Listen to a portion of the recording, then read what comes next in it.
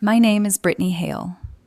I was 31 years old the night my boyfriend's mother stabbed my hand with a fork in front of Manhattan's wealthiest investors. She fainted seconds later, right after I canceled the deal she needed to save her empire. But I'm getting ahead of myself. The silver fork was cold when it pierced my skin.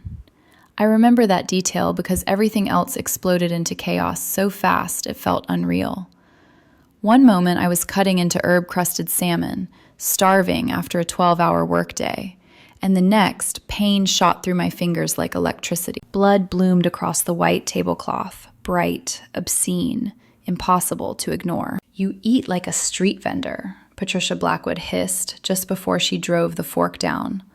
Not slipped, not jabbed, drove. I screamed.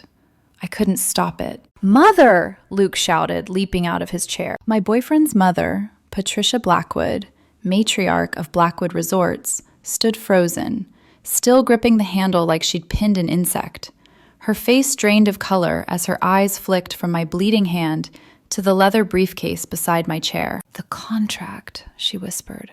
"You wouldn't dare." I yanked the fork out with my left hand, teeth clenched as fresh blood poured free. "Consider it canceled," I said. Patricia's eyes rolled back. She collapsed onto the marble floor with a sound I'll never forget. That was the moment everything changed. But to understand how we got there, how a silver fork became a weapon, you need to understand the room. We were in Patricia's penthouse overlooking Central Park. Crystal chandeliers, floor-to-ceiling windows, gold accents that whispered money instead of screaming it.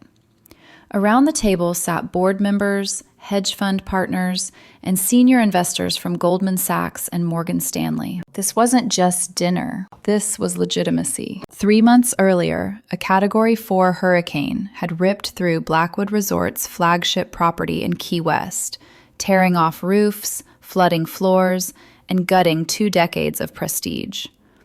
Insurance would cover repairs, but revenue loss threatened bankruptcy, and I had the solution. My firm, Summit Properties, had just acquired the abandoned Ocean View Grande, 12 blocks from the destroyed resort. Structurally sound, vacant, beautiful bones. I could make it operational in 4 weeks. The deal would save Blackwood Resorts roughly $15 million.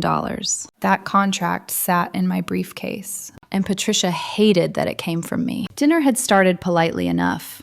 Luke leaned over and whispered, "You look incredible. Ignore her. Tonight is about your win."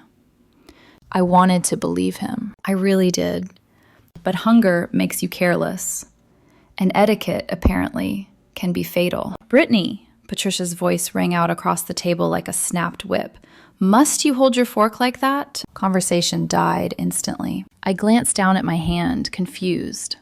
I was holding it the way I always had.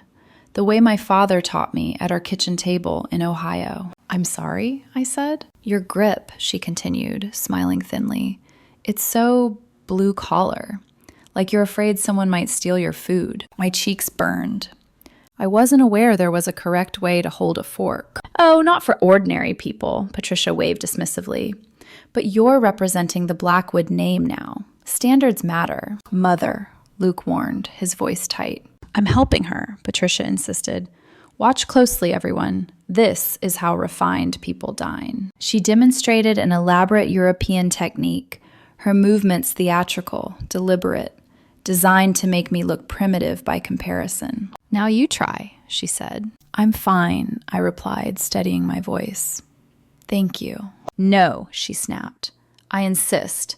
We can't sign contracts with someone who eats like she's at a construction site lunch truck." The irony nearly crushed me. I was about to save her company from collapse, and she was lecturing me on forks. "Patricia, that's enough," Luke said firmly. That's when something in me snapped. I set down my fork and met her gaze. "You're right," I said calmly.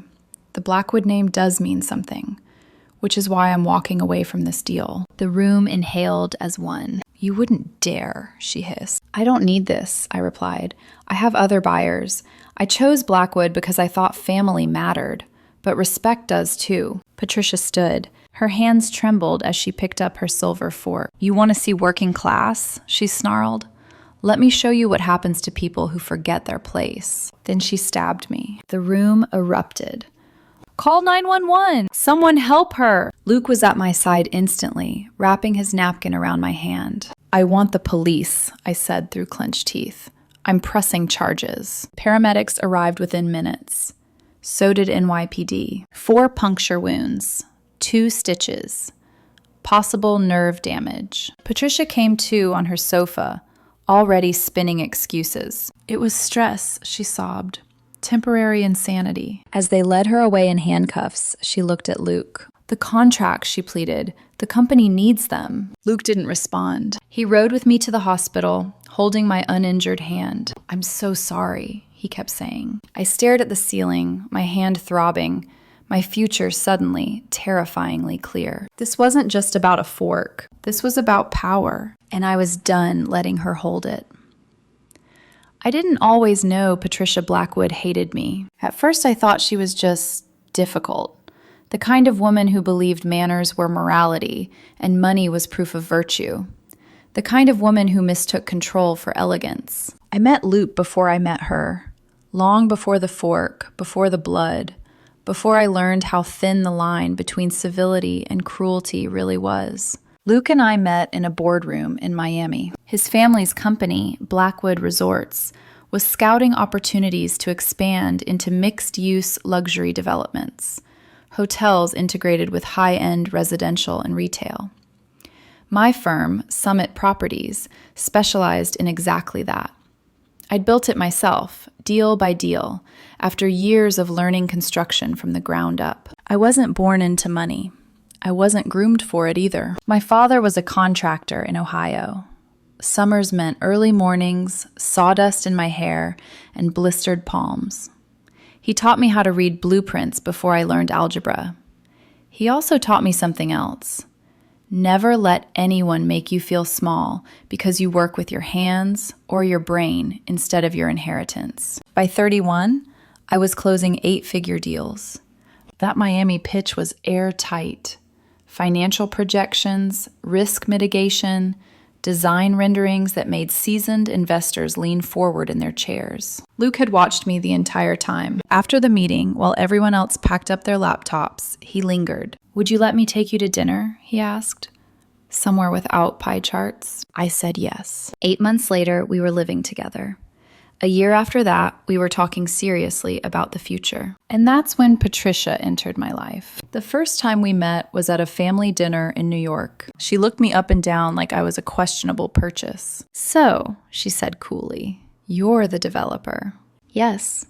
"Luke tells me you actually visit construction sites," she added, eyebrow arched. "When necessary," I replied. "I believe in understanding every part of my business." Her laugh was soft, polite, deadly. How industrious. Luke squeezed my hand under the table. I told myself I was imagining the hostility. I wasn't. From that night on, everything about me was wrong. The way I dressed, too practical. The way I spoke, too direct. The way I existed, too visible. I wasn't rude enough to be dismissed outright, and I wasn't submissive enough to be ignored. I was something worse. A reminder. When Luke introduced me as his girlfriend at charity events, Patricia would smile tightly and say, "Yes, she's very accomplished, self-made." The words always landed like an accusation. As our relationship deepened, so did her scrutiny. She'd switch to French mid-conversation, knowing I didn't speak it fluently. She'd forget to include me on invitations, then act surprised when Luke brought me anyway. "Oh my goodness, Brittany," she'd say sweetly. "I assumed Luke would come alone. How awkward." I learned to smile back. I learned to swallow it. Luke tried, he really did, but he believed in diplomacy, in peacekeeping, in the idea that if he just balanced us carefully enough, no one would tip over. I saw the strain on him. He loved his mother, he loved me, and he was terrified of choosing. We talked about engagement. Patricia talked about expectations. She didn't say I wasn't good enough. She said things like, "Blackwood women usually come from similar backgrounds. You'll need guidance if you're going to attend European functions. The press can be unforgiving." Translation: You don't belong here. Still, I stayed because I loved Luke, because I believed professionalism would eventually win. Then Hurricane Isabella hit. Overnight, Blackwood Resorts went from untouchable to vulnerable. Their Key West flagship property, historic, iconic, was destroyed. Emergency board meetings followed. I attended as Luke's advisor, not family. That distinction mattered to Patricia. We need alternatives fast, Luke explained. We're about to lose 200 high-end reservations. That's when I spoke up. My firm recently acquired Ocean View Grande, I said. It's vacant, structurally sound. I can make it operational in 4 weeks. The room leaned in. Patricia stiffened. We don't need handouts from family, she said coldly. It's not a handout, I replied. It's business. 6 hours of negotiations followed. She questioned every clause, every decimal, every assumption. Not because the deal was flawed, because I was involved. But in the end, the numbers won. The contract would save them $15 million. The signing dinner was scheduled for Friday night at Patricia's penthouse. A celebration, they called it. A test, she meant. As I prepared that evening, reviewing contracts one last time, slipping into my navy suit, I felt something close to hope. Maybe this would be the turning point. Maybe competence would finally outweigh contempt. When I arrived, Patricia greeted me with a smile that never reached her eyes. How refreshing, she said, glancing at my outfit. You dressed appropriately for once. I ignored it. I should have known better, because for Patricia Blackwood, I was never going to be enough. No matter how much I built, no matter how much I earned, no matter how much I saved her company. And that truth was already sitting at the table with us, polished, sharp, and waiting. I just didn't know yet that it was going to draw blood. The thing about power is that you don't notice it until it's slipping. For decades, Blackwood Resorts had operated under the assumption that they were untouchable. Old money, prime locations, a name that opened doors before anyone asked questions. When things went wrong, they had reserves, connections, favors. Until Hurricane Isabella reminded everyone, including Patricia, that nature doesn't care about pedigree. The Key West flagship had been more than a hotel. It was the crown jewel. Weddings booked years in advance, corporate retreats, a steady pipeline of international guests who paid obscene rates for the privilege of history and exclusivity. Overnight, it became a gutted shell. Insurance would rebuild the walls, but it wouldn't replace the 2 years of lost revenue. Every week offline meant hemorrhaging millions, bleeding guests to competitors who were already circling like sharks. That's why the emergency board meeting felt different. No champagne, no small talk. Just grim faces and spreadsheets full of red numbers. Luke stood at the head of the table, sleeves rolled up, exhaustion etched into his posture. We need alternative accommodations, he said. Fast. We can't afford to lose our premium clients. I'd sat quietly until then, watching the board argue over temporary fixes that were too small, too slow, or too expensive. Finally, I spoke. My firm acquired Ocean View Grande 3 months ago, I said evenly. It's 12 blocks from the Key West property. Renovations were halted mid-project, but the structure is sound. With the right team, I can make it operational in 4 weeks. Silence. Then murmurs. Concierge capacity? Brand alignment? Guest expectations? I answered every question calmly, professionally, without emotion. Everyone leaned forward. Everyone except Patricia. She stared at me like I'd just committed a social crime. We don't need charity, she said sharply. It's not charity, I replied. It's a lease. Market rates, full transparency. I won't have my company dependent on my son's girlfriend, she snapped. Luke stiffened. Mother, this is business, I continued, refusing to rise to her tone, and it benefits both parties. She glared at me as if I'd insulted her bloodline. The negotiations dragged on for 6 brutal hours. Patricia challenged every clause like a cross-examination. She questioned my motives, my projections, my competence. At one point, she suggested an independent audit, just to be safe. I agreed without hesitation, because the numbers were solid. In the end, the board voted. unanimously. The deal would save them roughly $15 million. Patricia didn't look at me when the vote passed. She simply said, "We'll sign Friday." That should have been my warning. The dinner was framed as a celebration. Investors, board members, a symbolic show of unity. But beneath the crystal chandeliers and skyline views, it was a battlefield. I arrived early, contracts secured in my briefcase, triple-checked by 3 different attorneys. I'd spent years earning my seat at tables like this. I wasn't about to fumble now. Luke met me by the windows. "You okay?" he asked quietly. "Fine," I said, "just focused." He kissed my cheek. "Tonight proves them wrong." I smiled. I wanted to believe him. Dinner was immaculate.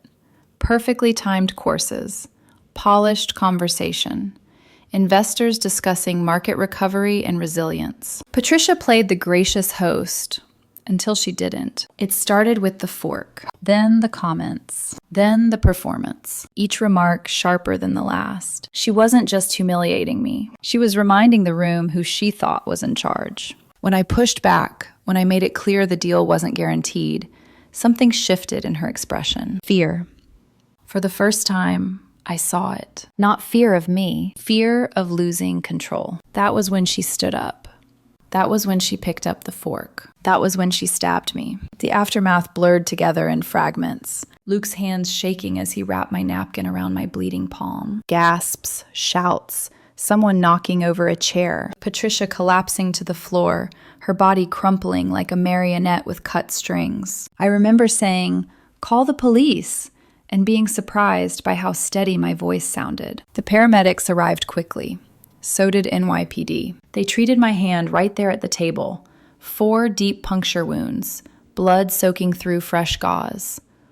An officer asked me what happened. "My boyfriend's mother stabbed me," I said. "I'm pressing charges." Patricia regained consciousness on her Italian leather sofa, already crying, already playing the part. "It was stress," she sobbed. "I wasn't myself." An officer looked at her flatly. "Ma'am, you assaulted someone with a weapon." They cuffed her. Actual handcuffs on manicured wrists that had never known consequence. As they led her away, she looked at Luke. "The contracts," she whispered desperately.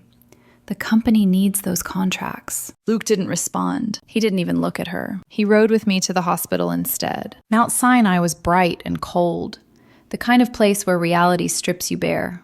12 stitches, a tetanus shot, warnings about possible nerve damage. Luke sat beside me, silent tears slipping down his face. "I should have stopped her," he said finally. "I should have done more." "She's hated me from the beginning," I replied softly. "You know that." "I know," he said, "and I chose peace over protection. I won't do that again." The next 48 hours were brutal. News spread fast in Manhattan. Hotel heiress arrested after assault at elite dinner party. The board convened an emergency meeting. Without my deal, Blackwood Resorts was exposed. Stock prices dropped 18% in 3 days. Credit agencies threatened downgrades. Phones started ringing. Apologies. Explanations.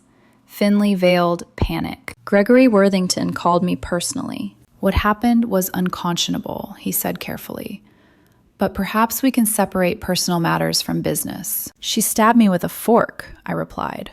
"In front of witnesses. There is no separation." "She's ill," he tried. "The stress." "Then maybe the board should have stopped enabling her years ago," I said. "This is what happens when entitlement goes unchecked." Patricia made bail within 24 hours. Money always opens doors, but not all of them. Charities quietly removed her name from boards. Social invitations dried up. The whispers followed her everywhere. Luke moved us out of any property she could access. "I resigned from the company this morning," he told me. I stared at him. "Luke, your family legacy." "You're my family," he said. "That's the only legacy that matters." I believed him.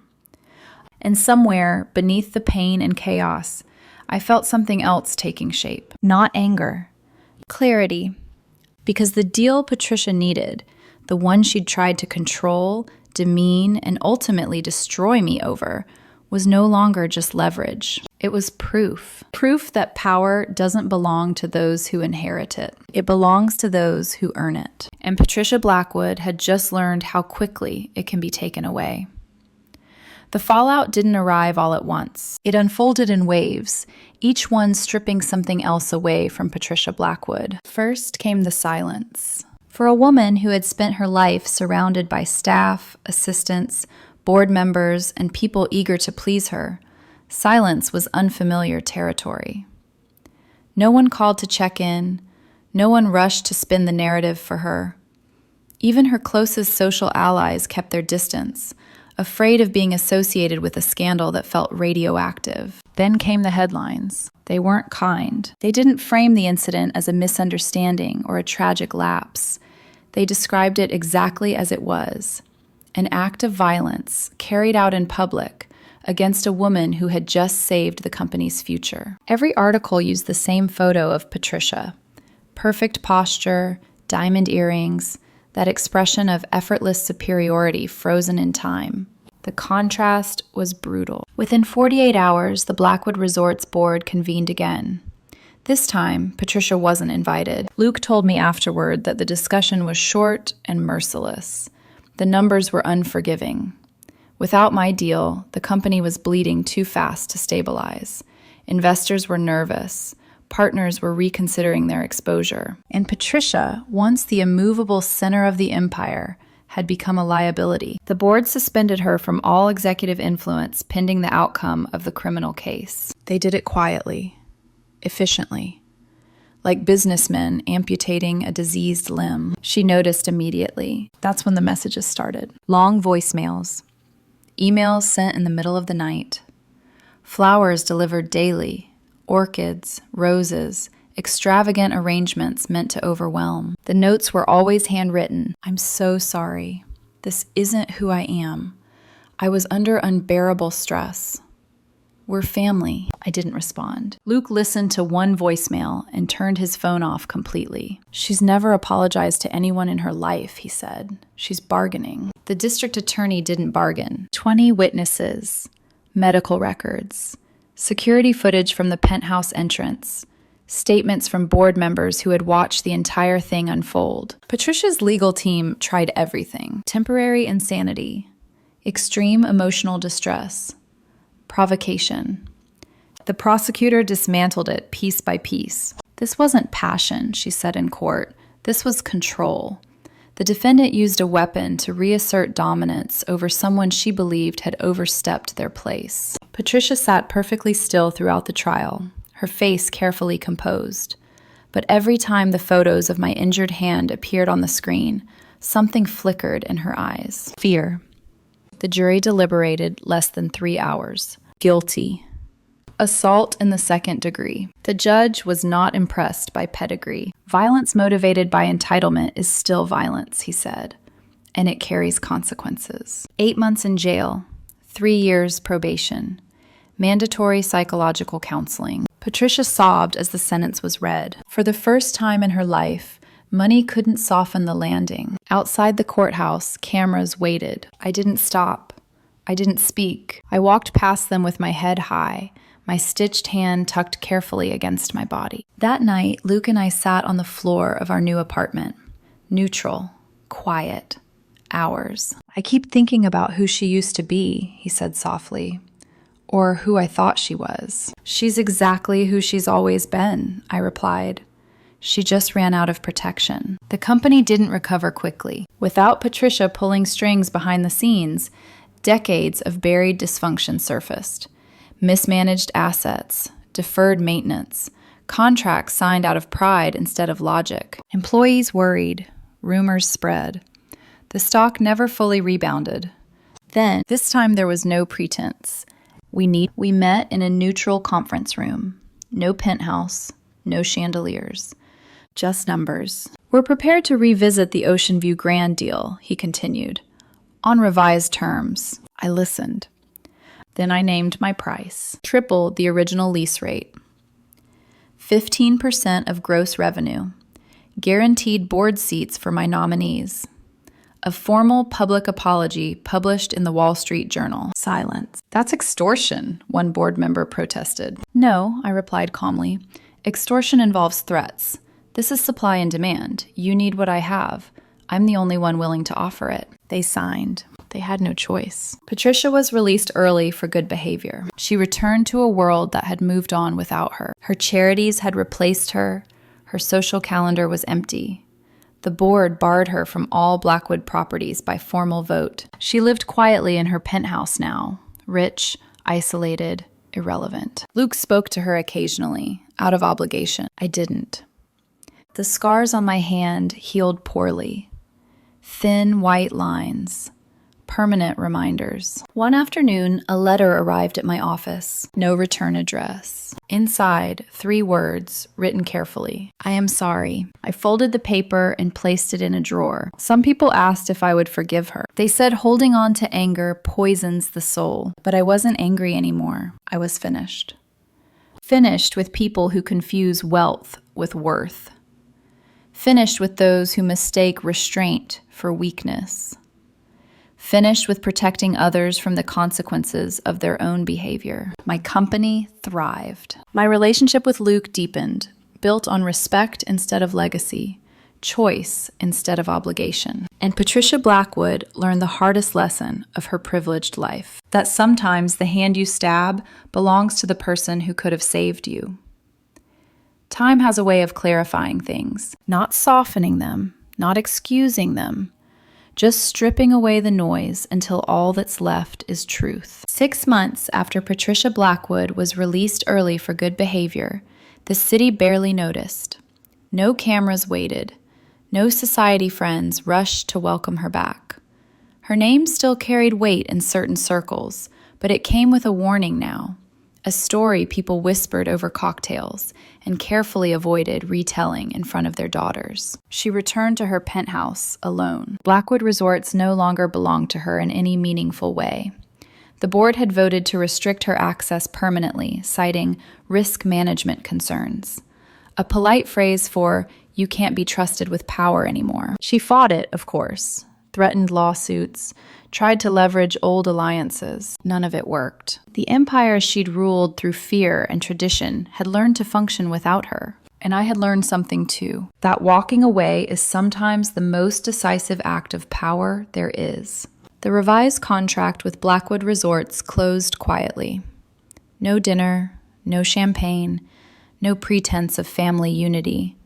Just signatures, wire transfers, and a formal apology published exactly where I demanded it be. Some people called me ruthless. Others called me vindictive. But none of them had been stabbed for holding a fork incorrectly. The Ocean View Grande reopened to glowing reviews. Guests praised the seamless transition, the attention to detail, the sense that something old had been restored without being trapped by it. My firm expanded. The irony wasn't lost on me. The property Patricia had once dismissed as beneath her standards became the cornerstone of Blackwood Resorts' recovery. Luke and I didn't rush anything after that. We'd both learned what happens when people move forward without dealing with what's behind them. He was still untangling decades of emotional obligation. I was still processing the way respect can evaporate the moment someone decides you don't deserve it. But we talked.